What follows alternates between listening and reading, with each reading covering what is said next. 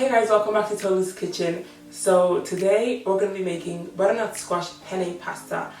So this is one of my favorite recipes to make because it is very simple and easy to put together. It's ready in literally under 30 minutes and it requires as few ingredients as possible.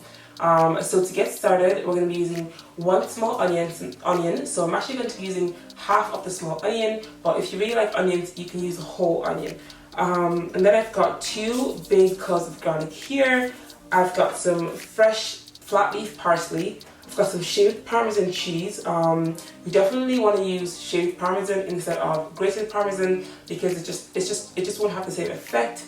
I've got the squash here, a little bit of salt, some seasoning, and then I've got the oil for frying. So this is just sunflower oil. And then I've got the penne pasta. So I typically always use whole wheat penne for my pasta dishes because that's just what I prefer. But if you don't have whole wheat penne, you can use any pasta that you have. It's going to taste just the same.